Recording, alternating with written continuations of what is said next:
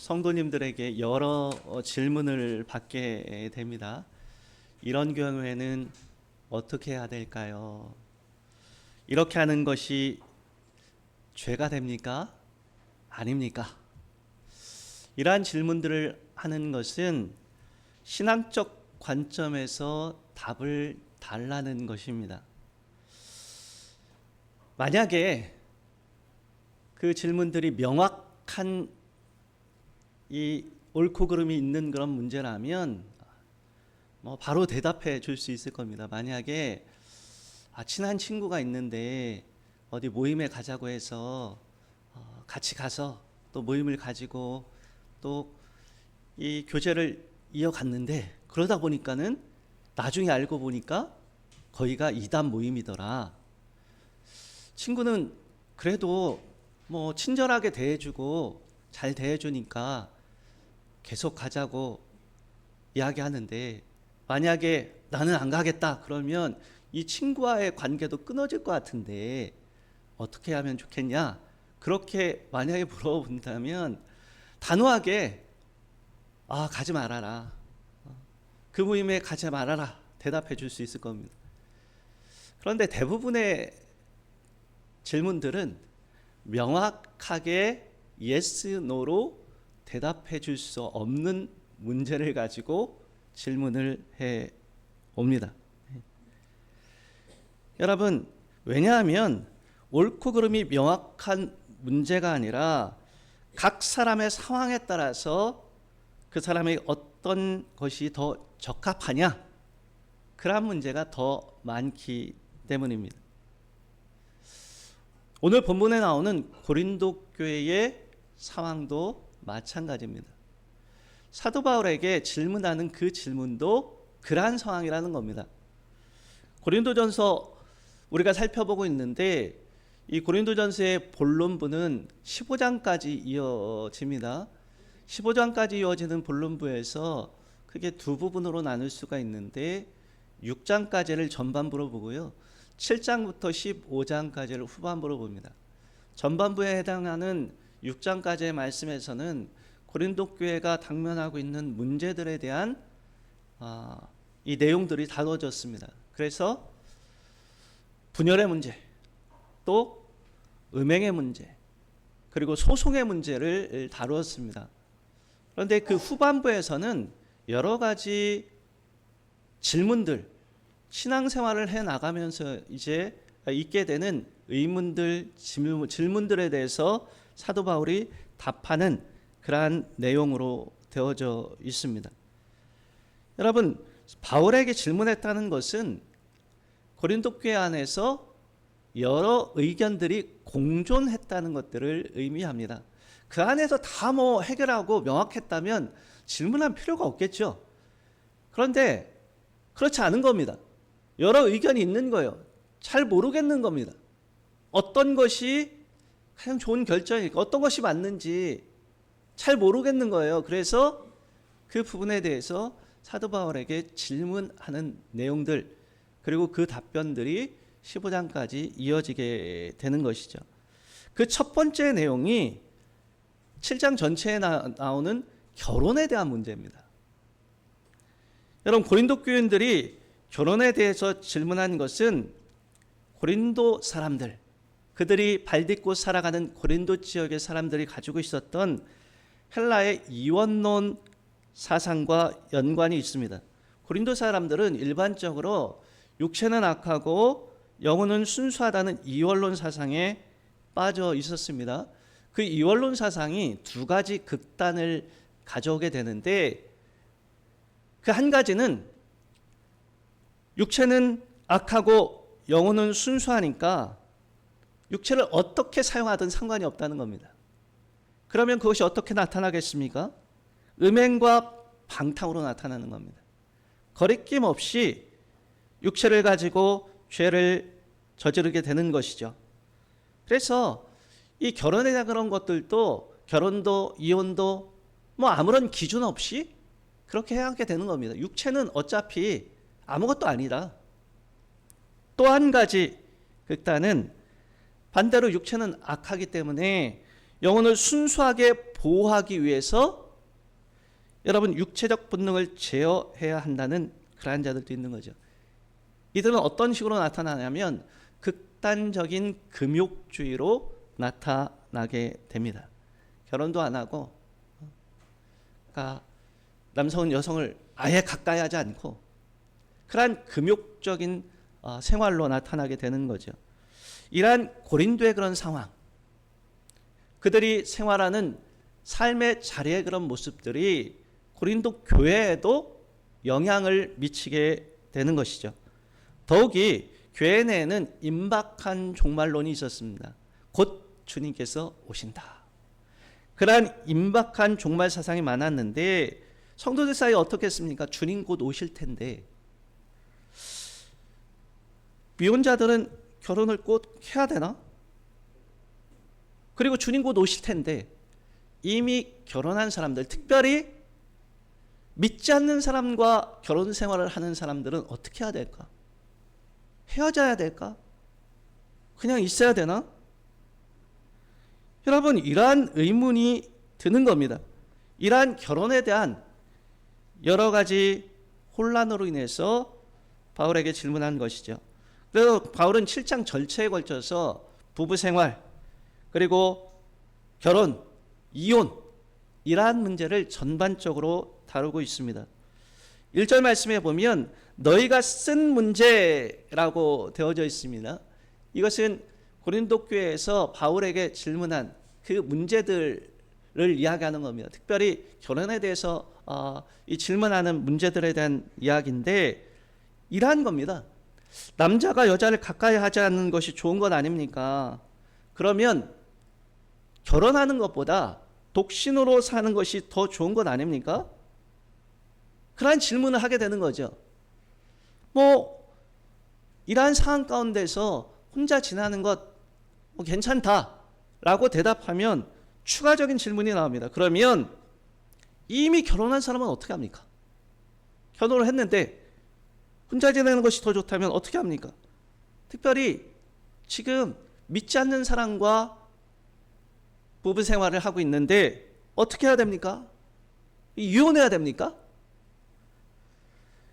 우리 애들 약혼했는데 어떻게 해야 될까요?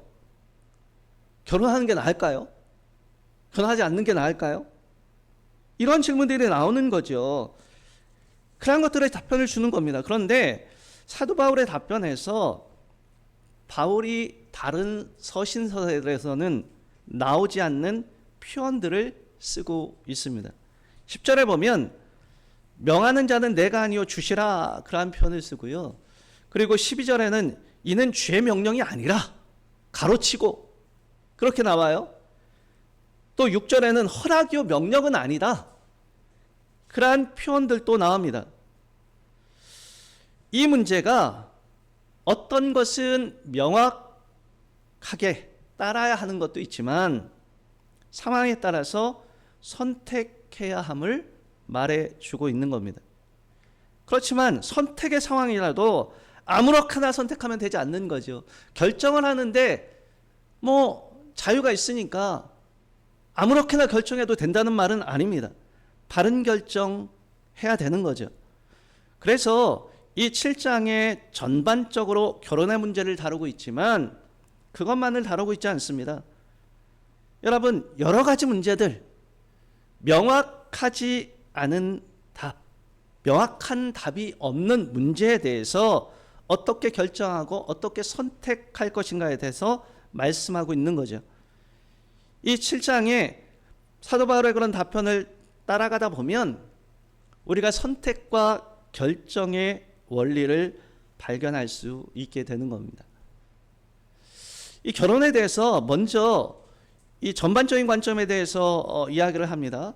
바울은 1절에서 남자가 여자를 가까이 하지 않는 것이 좋다고 말하고 8절에서는 결혼하지 아니한 자들과 과부들은 그냥 지내는 것이 좋다라고 말합니다. 이 말은 바울이 결혼은 불가피한 선택이라고 말하는 것일까요? 안 하는 게 좋은데 어쩔 수 없이 하는 것이 결혼입니까? 2절에 보면 음행을 피하기 위해서 남편과 아내를 두라고 말합니다. 그리고 9절에도요 이렇게 말해요. 읽지는 않았는데 우리 같이 한번 보겠습니다. 만일 절차할 수 없거든 결혼하라. 정욕이 불같이 타는 것보다 결혼하는 것이 나으니라. 여러분, 오직 결혼은 정욕을 피하기 위해서, 음행을 피하기 위해서 해야 되는 것일까요? 성경은 결혼을 축복이라고 말씀합니다. 창세기에서 하나님께서는 여러분, 사람이 그 부모를 떠나 새로운 가정을 이루는 것이 하나님의 뜻임을 말씀하고 있습니다. 그리고 그 가정을 통해서 하나님의 축복이 전승됩니다. 결혼은 하나님의 축복이죠. 그런데 여러분, 왜 바울은 이렇게 이야기할까요? 음행을 위해서, 피하기 위해서 결혼하라. 될 수 있으면 혼자 지내는 것도 좋다. 바울이 이렇게 이야기하는 이유는 음란이 팽배해 있던 고린도적 상황과 그리고 임박한 종말론이 있다고 했습니다. 대환란이 있다는 거예요. 그것을 염두에 둔 겁니다. 욕망의 노예로 살아가지 말아라. 거룩함을 따라 살아가라는 거죠. 그리고 오직 결혼관계 내에서만 성적인 관계가 허락됨을 이야기하고 있는 겁니다. 3절 말씀에요. 이런 말씀을 합니다. 남편은 그 아내에 대한 의무를 다하고 아내도 그 남편에게 그렇게 할지라. 바울은 고린도 교회 음행에 대해서 정당화하는 자들이 있다고 말했습니다. 반면에 어떤 이들은 지나친 금욕을 강조했다고 했습니다. 여러분, 결혼관계 내에서조차 그래서 금욕적 생활을 주장하는 자들이 있었다는 말이죠. 부부의 성적 관계는 부정한 것이 아니라 하나님의 축복입니다. 서로의 사랑을 확인하고 기쁨을 누리고 또한 사랑의 결실로 자녀를 주시죠. 그러기에 남편과 아내는 서로에게 기쁨을 주는 것을 소홀히 하지 말아야 된다고 말하는 겁니다. 5절에서 바울은 특별한 경우, 다시 말해서 기도하기 위한 목적이 아니라면 분방하지 말라고 말씀합니다. 서로 분방하는 것은 서로에 대한 의무를 저버리는 것이고 서로에게 성적인 유혹에 빠지게 하는 요소가 될 수 있다는 말입니다. 여러분, 부부 생활하는 데 있어서 늘 함께 하는 존재임을 늘 기억하고 있어야 된단 말입니다. 기혼자, 이미 결혼한 이들에 대한 그런 말씀과 또 특별히 불신자와의 결혼 생활에서는 어떻게 할 것인가도 언급하고 있는데, 이미 결혼한 이들, 성도 간에 결혼했으면 갈라서지 말아라 말씀합니다. 이것은 주의 명령이라고 말씀하죠.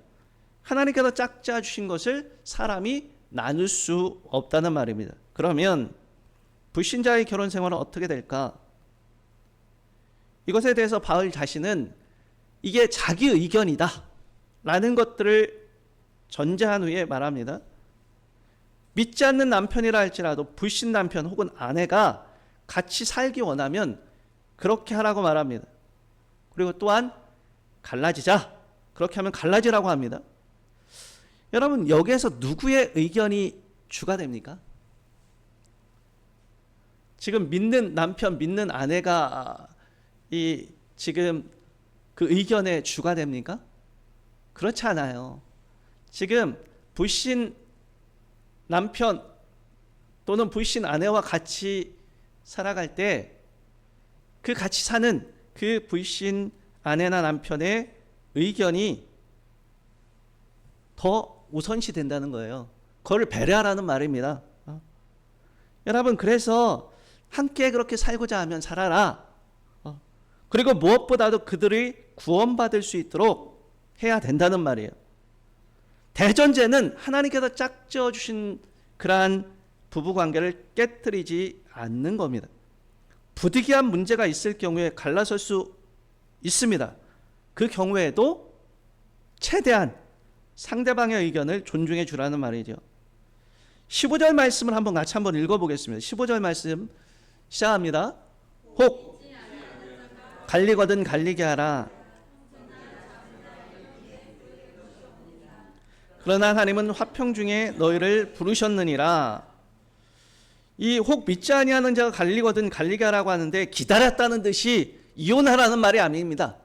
나도 이혼하고 싶었는데 이혼하자, 그러니까 잘됐다 하고 이혼하라는 말이 아니에요.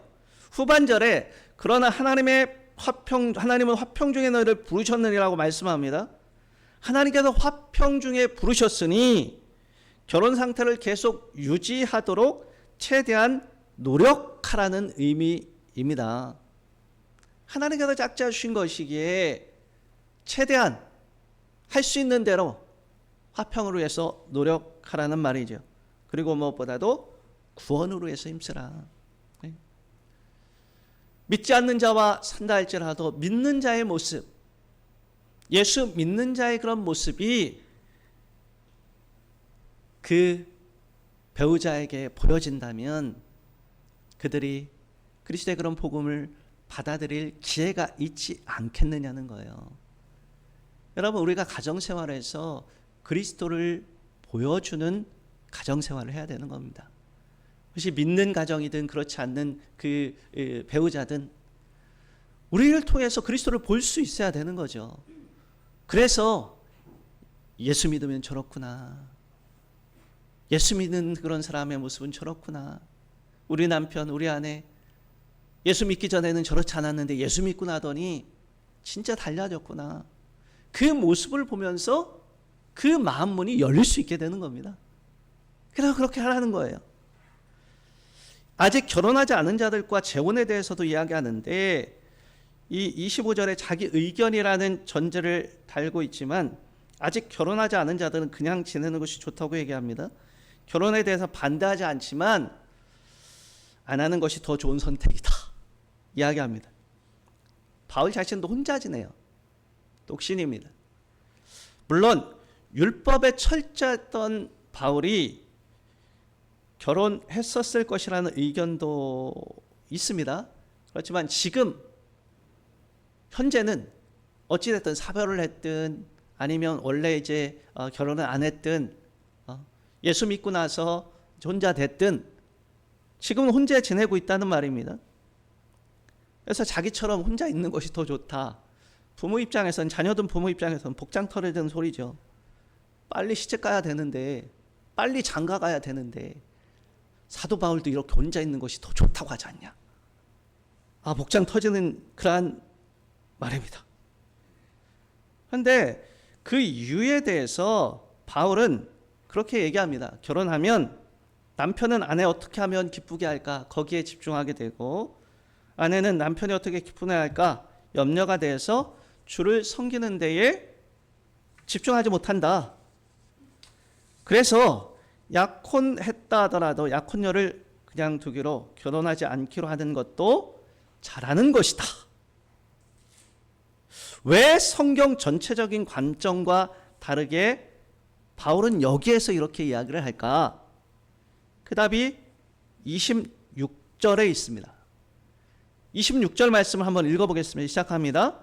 내 생각에는 이것이 좋으니 곧 임박한 환난으로 말미암아 사람이 그냥 지내는 것이 좋으니라.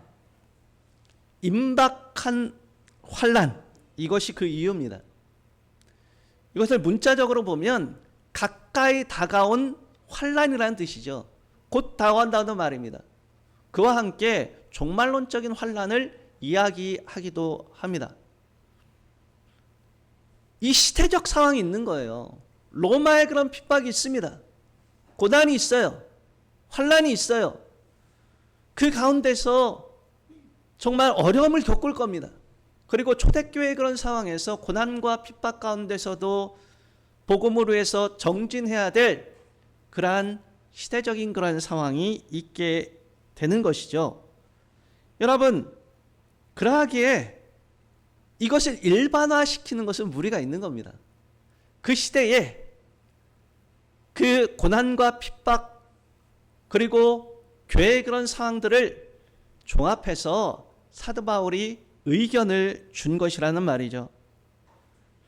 여러분, 오늘 이 사도 바울의 그런 말씀을 통해서 지금 고린도 교회의 그런 상황에서 결혼의 문제 다루었지만 결혼뿐만 아니라 정답이 없는 문제에 대해서 선택의 원리를 발견하게 되는 겁니다. 사도 바울의 그런 이 말씀을 통해서 그 말씀을 쭉 따라가다 보면 우리가 정답이 없는 그러한 상황에서 어떻게 결정하고 어떻게 선택해야 될까를 깨닫게 되는 것이죠. 우리에게도 여러 가지 사실 정답이 없는 문제가 더 많지 않습니까? 우리의 삶에서 이 선택해야 되는 결혼 문제도 마찬가지고요. 또 직장, 사람과의 관계, 정답이 없는 문제들이 수많이 많이 있습니다. 그럴 때 우리는 어떤 결정과 선택을 해야 할까요? 첫째는 하나님의 부르심대로 행해야 될 것을 말씀합니다. 우리 17절 말씀을 같이 한번 읽겠습니다. 시작합니다. 오직 각 사람에게 나눠주신 대로 하나님이 각 사람을 부르신 그대로 행하라. 내가 모든 교회에서 이와 같이 명하노라. 아멘. 하나님의 부르심이 선택과 결정의 기준이 되어야 한다는 말입니다. 결혼이냐 독신이냐 각각 다르죠. 18절부터는 이 결혼이라는 주제에 맞지 않는 그러한 내용들이 들어가 있습니다. 갑자기 종의 문제가 나오고요. 그리고 할례 문제가 나오고요. 할례나 무할례냐, 종이냐 자유자냐, 그런 문제에 대해서 다뤄요. 여러분, 단지 결혼뿐만 아니라 모든 것이 마찬가지라는 거예요. 우리가 결정하고 선택하는 데 있어서 기준은 하나님의 부르심에 있다는 말입니다. 때로는 부르심의 자로도 벗어나고프다고 생각할 때가 있어요. 아우, 나는 여기서 벗어나고 싶다. 하나님께서 이 부부로, 이 가정으로 불러주셨는데 안 맞아. 그래서 벗어나고 싶다. 내가 이 직장으로 하나님께서 부르셨다고 믿는데 너무 힘들다. 벗어나고 싶다. 여러분, 그럴 때가 있는 거죠. 그러나 부르심 안에 하나님 계획과 사랑이 있습니다. 하나님의 부르심에는 후회가 없습니다. 성경은 그렇게 얘기해요. 하나님의 부르심에는 후회가 없다고요. 여러분, 우리가 어떤 상황에 놓여 있든지 하나님의 부르심을 기억할 수 있게 되기를 바랍니다. 어떤 선택, 어떤 결정, 이것이 하나님의 부르심이 있는 것인가? 이곳에 하나님의 부르심이 있는 것인가? 그 부르심을 따라 결정한다면 우리의 선택과 결정이 하나님께 영광이 될 줄로 믿습니다. 두 번째로는 여러분, 우리가 이렇게 정답이 없는 그러한 문제에 대해서 선택하고 결정할 때 어떻게 하면 하나님을 더 기쁘시게 할 수 있고 더 잘 섬길 수 있는지를 보고 결정을 하는 겁니다. 35절 하반절 말씀에 이렇게 말씀합니다. 너희와 하여금 이치에 합당하게 하여 흐트러짐 없이 주를 섬기게 하려 함이라. 바울이 이혼에 대해서도 말하고 독신에 대해 장려하는 것처럼 말하기도 하는데 결국엔 왜 그렇게 하라고 하냐면 어떻게 하면 주님을 더 잘 섬길 수 있을까? 어떻게 하면 주님을 더 기쁘시게 할 수 있을까? 그걸 생각하라는 말이에요. 이 독신으로 살아가는 것이 더 좋다 얘기할 때도 결혼하게 되면 남편도 어떻게 기쁘게 할까? 아내도 기쁘게 할까? 그것 때문에 주님 섬기는 데 있어서 방해가 될 수 있다. 그렇게 얘기하는 거죠. 관점은 무엇입니까? 어떻게 하면 주님을 더 잘 섬길 수 있을까? 어떻게 하면 주님을 더 기쁘시게 할 수 있을까? 그것이 중심이 되어야 된다는 말입니다. 여러분, 믿지 않는 사람과의 결혼 생활에서도 주님 본이 되어서 그를 구원할 수 있고 함께 주님을 섬길 수 있다면 얼마나 큰 축복입니까? 얼마나 주님 기쁘시게 하겠어요? 부부가 합심하여서 주님을 더 잘 섬기면 여러분, 하나님께 얼마나 큰 기쁨이 되겠습니까? 나의 기쁨과 편리가 아니라 우리의 선택의 기준은 어떻게 하면 더 주님을 더 잘 섬길 수 있을까? 어떻게 하면 더 주님을 기쁘시게 할 수 있을까? 그것이 되어야 된다는 겁니다. 나에게 이렇게 더 이득이 될까? 내가 더 편리할까? 그것이 기준이 되는 것이 아니라 어떤 결정을 내리고 어떤 선택을 할 때 이것을 통해서 주님 더 잘 섬길 수 있을까? 여러분, 그것이 결정의 기준이 된다면 우리의 선택과 결정이 주님의 기쁨이 되는 복된 은혜가 있을 줄로 믿습니다. 그리고 세 번째는 여러분, 주 안에서 결정해야 합니다. 39절에 과부의 재혼에 대해서 말하면서 마지막에 주 안에서만 할 것이니라고 말씀합니다. 이것은 문맥상에서 결혼했다가 혼자 되었을 때에 다시 결혼할 수 있지만 주 안에서, 다시 말해서 믿는 자와 결혼하라는 말입니다. 이 처음 결혼하는 처녀를 향해서도 말할 때도 성경은 지속적으로 결혼할 때 믿는 자와 결혼하라고 말씀합니다. 믿지 않는 자와 멍에를 같이 매지 말라. 처음 선택할 때 잘해야 되는 것이죠. 그런데 그뿐만 아니라 모든 결정은 주 안에서 이루어져야 합니다. 주님과의 관계를 떠나서 결정하지 말아야 된다는 말입니다. 요한복음 15장에 보면 주님께서 말씀하죠. 내 안에 거하라. 그리하면 나도 너희 안에 거할 것이다. 말씀하셨습니다.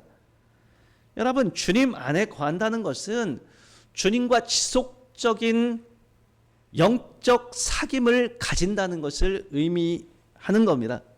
말씀을 통해서 기도 가운데 교제하면서 주님 안에 거하고 주의 음성을 듣고 선택하고 결정하라는 말이에요. 그러면 여러분, 후회 없는 결정을 할 수 있게 되는 겁니다. 우리가 늘 기억하고 되뇌어야 될 것은 in Christ, 그리스도 안에서, 주 안에서라는 말입니다. 여러분, 우리는 그리스도와 연합된 자임을 늘 기억할 수 있게 되기를 바랍니다. 그래서 결정이 어려운 문제라 할지라도 늘 in Christ, 주 안에서 결정한다면 그 선택과 결정에 후회가 없게 될 줄로 믿습니다. 20세기 최고의 복음주의자라 불리는 존 스토트가 있습니다. 많은 책이 있죠. 그래서 여러분들도 존 스토트의 그런 책들은 한 권쯤은 다 읽어 보셨을 거라 생각을 합니다. 이 존 스토트가 한국에 왔던 적이 있습니다. 그래서 이 한국에 와서 이제 인터뷰를 한 적이 있는데 그 인터뷰 내용 중에 자신이 포기한 3가지가 있다라고 이야기를 했습니다. 첫 번째는 무엇이냐면 학문의 길이랍니다. 캠브리지 대학을 우등으로 졸업했고 주변에서 교수의 길을 많이 권했다고 해요. 그런데 그것을 포기했어요. 왜요? 복음을 위해서 그 길을 포기했다고 말합니다. 두 번째 포기한 게 결혼이에요. 이 존 스토트는 독신으로 살았습니다.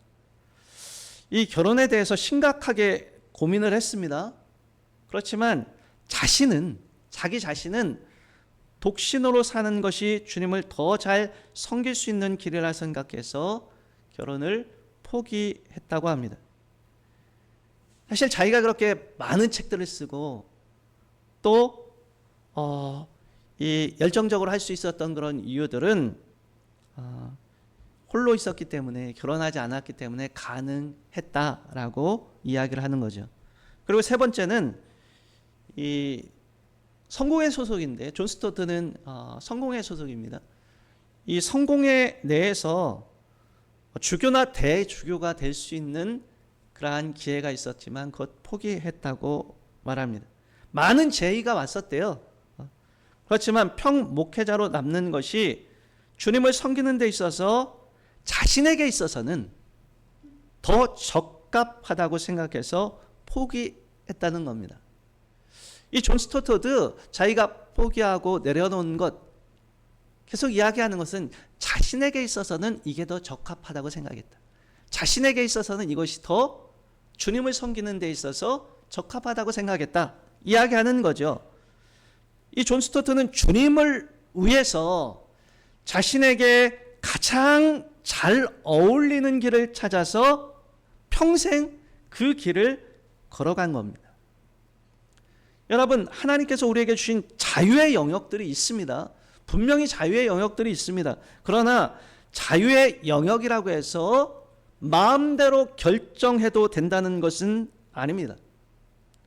자유의 영역에서도 주께서 나눠주신 대로, 또한 하나님이 각 사람을 부르신 대로 결정하고 선택해야 되는 것이죠.